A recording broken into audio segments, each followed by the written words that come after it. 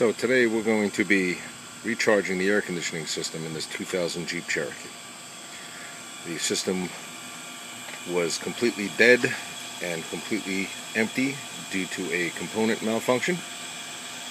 The evaporator was leaking and had completely discharged the system, so the evaporator was replaced, which is a whole nother 10-hour project. The accumulator was replaced and the orifice tube was replaced. The system was flushed. It is now being vacuumed out to get out any moisture. It was doing this yesterday. It sat overnight, did not lose a charge, so there's no leaks. So it is just getting its second evacuation right now. As you can see, we are reading a good deep vacuum, and it maintains this vacuum.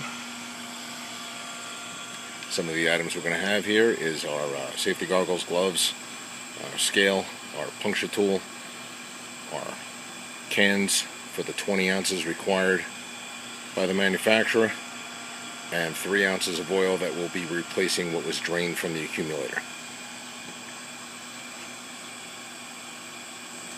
So we're all set to go here. We're going to purge this yellow line. Once I open up the can of refrigerant, there'll be air left in this yellow tube.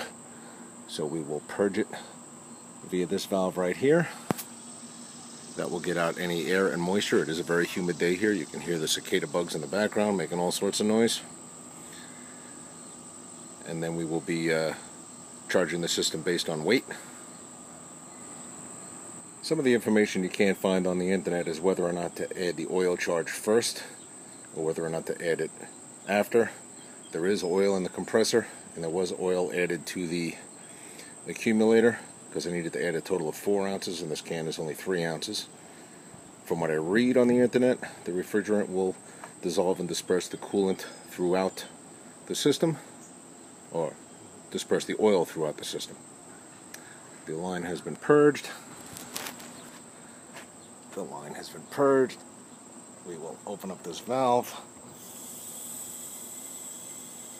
The vacuum will draw the system out. You don't want to open it up too fast.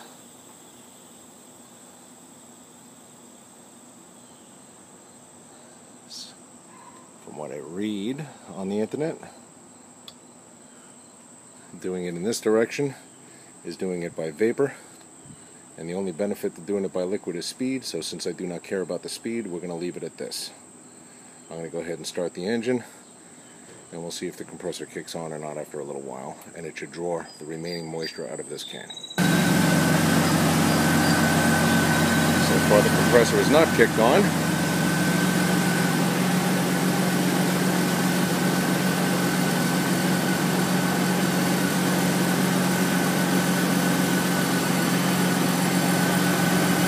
And if the compressor is not kicked on, from what I'm told, it will not be drawing anything out of the system.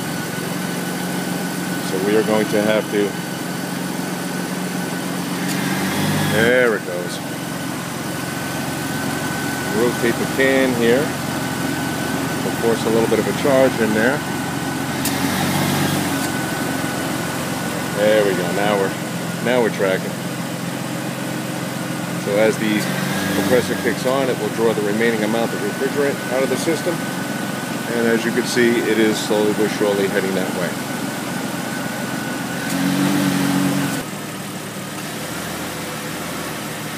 Side is slowly rising. From what I believe, we should be getting about 250 on the high side when fully charged, about 40 on the low side when fully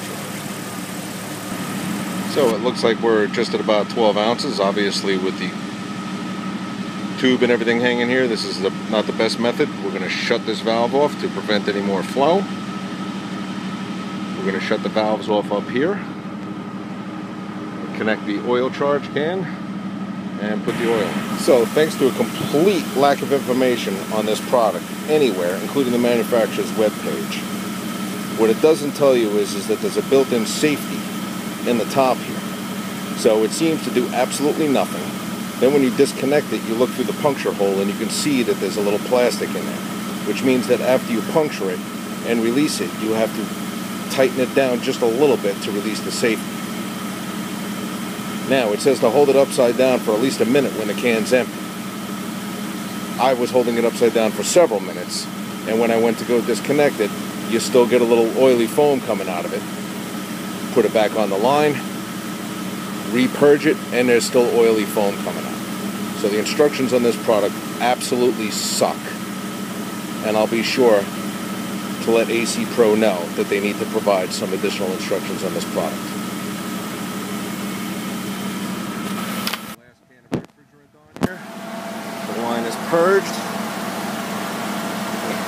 Crank that open a little.